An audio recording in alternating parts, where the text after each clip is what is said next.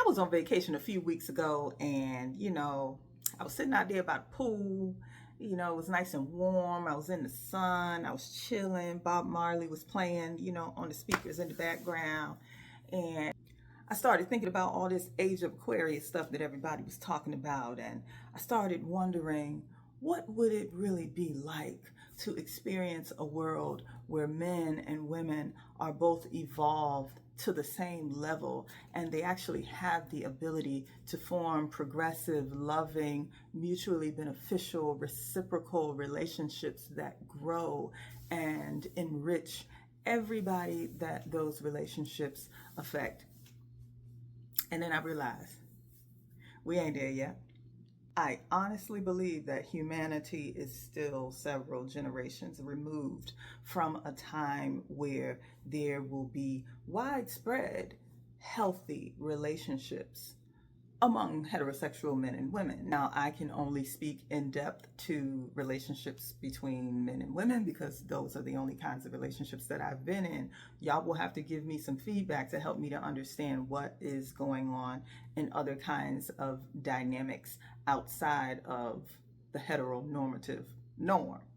But just looking at that particular segment of the population, I've seen what the problems are. We all hear and talk about what the issues are if you spent a lot of time in this online space. And so we know there's problems that are going to take some time and some enlightenment and some real work to work out. And we also understand that there are a lot of people out here who will never do that work. So while it's nice to sit and opine about what love can be, we understand that there are certain constructs and ideas, institutions that will continue to prevail and predominate because we just can't guarantee, we can't count on getting that critical mass of people to evolve. Like, how many of us are really going to evolve to a place where real love is possible on a wide scale? And how soon will that actually happen?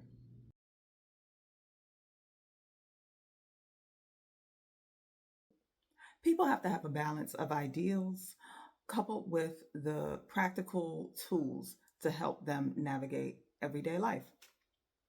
So, trust me when I say we got the tools on deck and we're developing them, even as we have these conversations here today. But, sometimes I just get to thinking.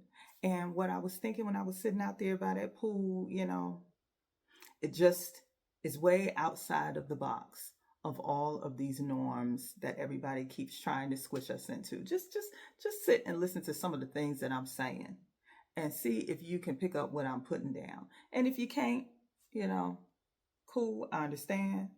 Just stay in the boxes and use the tools.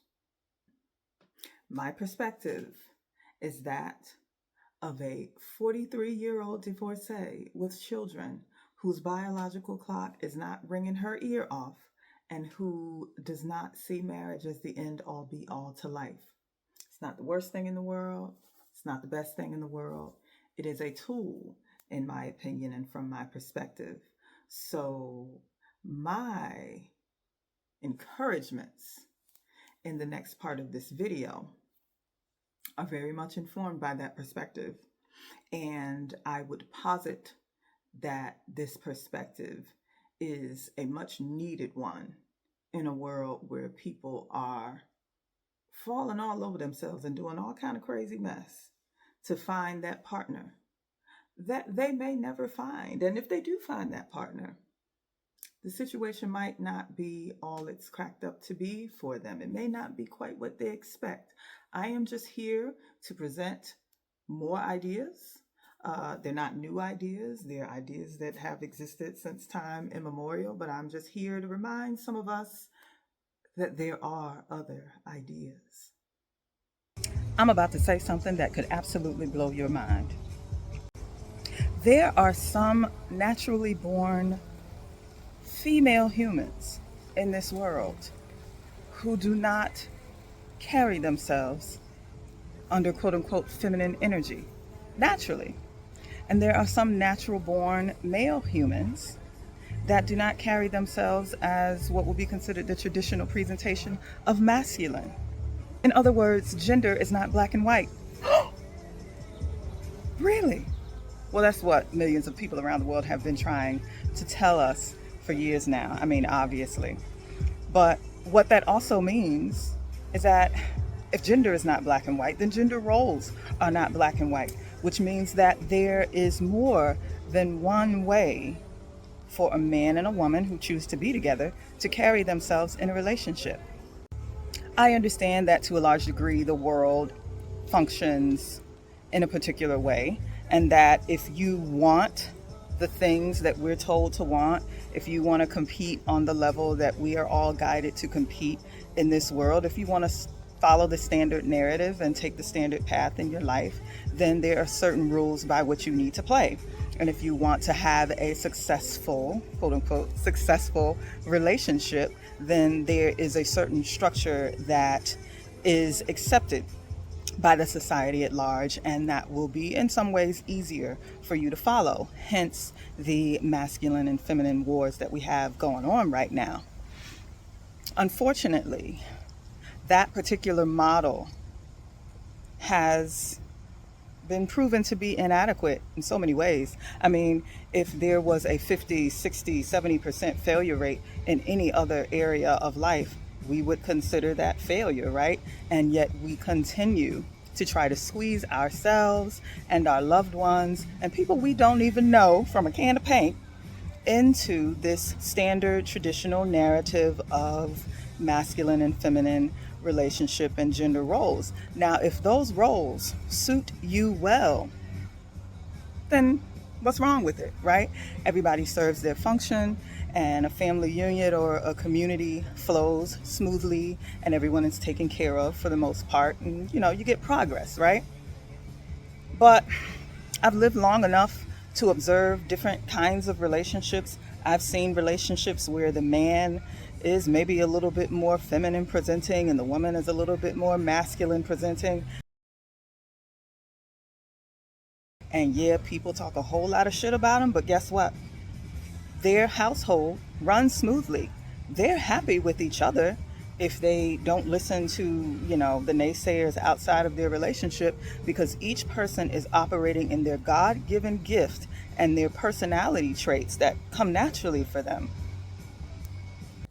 I am a firm believer that we would all experience much more abundance as a collective if we were much more tolerant of people simply operating in their God-given strengths and abilities as human beings, rather than trying to force everyone into these very restrictive boxes.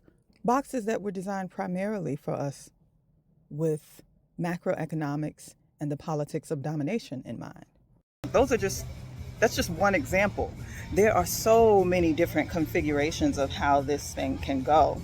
I'm just giving a very cut and dry example because not all, a lot of people seem to still be very much stuck in this antiquated notion that there are these very limited and defined boxes that people have to fit into.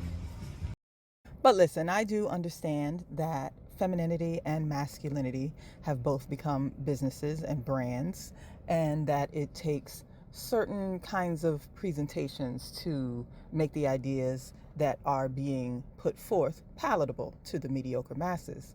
These kinds of ideas keep people buying, it keeps people at a mediocre state of mind, and it keeps this divide and conquer battle of the sexes BS rolling along strong. But what if it's actually not necessary for you to live your life as a parasite in order to manifest the life and the lifestyle that you want? What if there is some way to engage in a symbiotic relationship with another human being that truly benefits you both, where the intent is not to simply drain another human being of the resources that they have to offer? I'm not not talking about some fantasy where everything is this love utopia and people get along perfectly, but simply a form of relating that is not vampiric. I believe that gender and gender roles are best when seen as tools, not as prisons to keep us confined to a particular way of life. Talking about the next step in human evolution, if we actually choose to get there.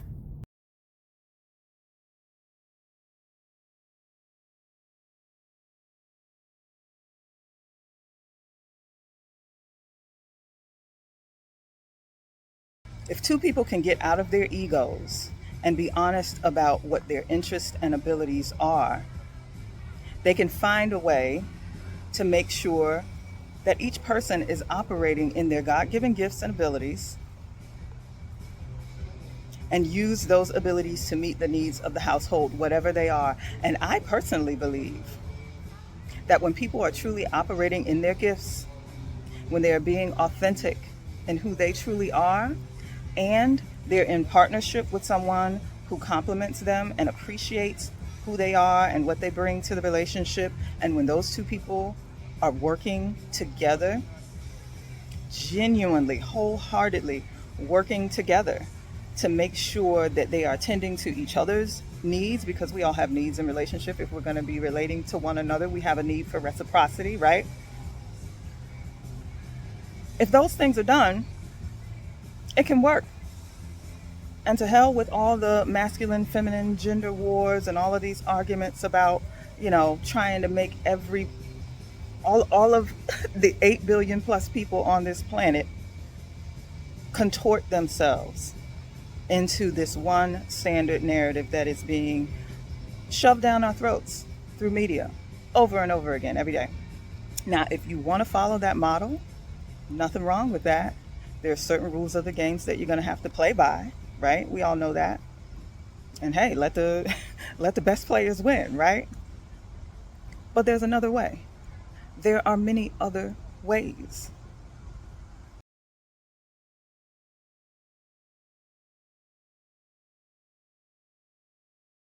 Also, the traditional model of marriage was created as a business model. It was created for aristocrats and rulers, kings and queens, and people who actually had lots of wealth to pass down to the next generation. It was created as, I don't know if you would call it an insurance policy or something of a method of verifying ownership for wealthy men who wanted to make sure that their heirs were actually their biological children. So they took on wives as property to guarantee, some measure of insurance, some measure of a guarantee that the children that woman bore to them, some guarantee that those were actually their biological children, and they could make sure that their money and their stuff was being passed down to the right people. I know that there are people out there who believe that marriage is, a God-ordained institution. I'm not going to get into all of that. People have their own personal beliefs, but I understand the history behind why marriage was created, and what it was initially designed to be. So that understanding alone helps me to recognize that that is but one of many potential paths that two people can take when they decide that they want to be together long term. Because that path is clearly not one that works for everyone. It is an ownership model. It is one that is designed as a business model. And that model is not going to suit every individual in this world. All I'm saying is that the model is old, it's antiquated. It was not designed to suit the majority of people in this world, and it has not worked for many people in this world. It still hasn't.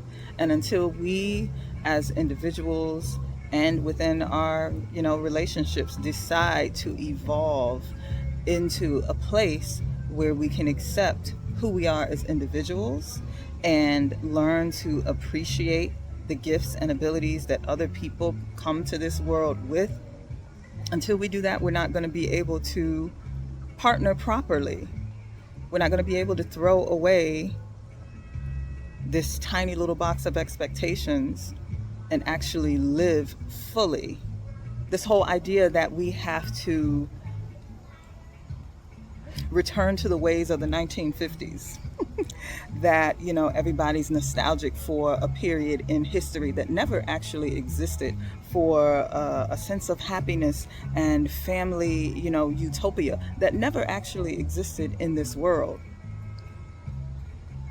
It's sad. It's pathetic that all that so many people have in their bag of tricks is to reach back, you know, a few decades to a time when so few people actually had the rights that they have now, to try to recreate something that didn't actually work, something that kept a lot of people in silence and trapped in situations that were not good for any of the people at the end of the day in those family structures. We have got to put on our big girl, big boy, big non-binary, whatever you may consider yourself on the spectrum, put on your big people draws and learn to do the real work. We got to do the work to evolve and develop new ideas, at least begin to question, at least try to think about what the possibilities could be for different kinds of relationships, rather than sitting around and squawking about and arguing over who should pay the bills. Let's get out of this caveman brain. And believe it or not, I do believe that what we're witnessing right now with the current chapter in the gender wars is an attempt, albeit mediocre, at that evolution, an attempt at coming up with new ways to be together as men and women. But unfortunately, one of the biggest problems is that the solutions that people are presenting, the ideas that a lot of the people who get the airtime are presenting for creating new relationships, are rooted in selfishness, are rooted in fear and trauma and memories of bad experiences and defensiveness. Everybody seems to be on defense, right? But the people that you don't often see on camera, the people who are too busy living their happy lives to get online and argue about who should be paying bills and pulling out chairs and opening doors and all that kind of stuff, right? Not to say that there's anything wrong with, you know, what people say is a standard way to do things, but there's other ways of doing things, right? The people who are really successful in living those other ways don't get a lot of the airtime. They're not on YouTube having the debates. They're busy being happy in the relationship structures that they have created out of a sense of authenticity. But here's the thing, evolution takes time. It is not linear, nor is it guaranteed. So that means that there are going to be lots of people who may be evolving themselves or not, who will never, at least in this lifetime, find their truly compatible mate. That's why you see so many people settling. They settle for the person that they're not all that attracted to, or for the person who doesn't treat them well, or for the person who doesn't really match their class or their particular belief system, the person with whom they don't really share much spiritual compatibility, or they settle for the guy or the girl with money because they figure that's all they're going to get from this particular person, and that's better than getting nothing and being alone. What people don't realize is that sometimes settling can take more energy out of you than actually choosing to remain alone and putting that energy into yourself rather than having to pour it into a relationship. Some people accept the reality of that fact and choose to fly solo, knowing that they can live a rich and full life regardless.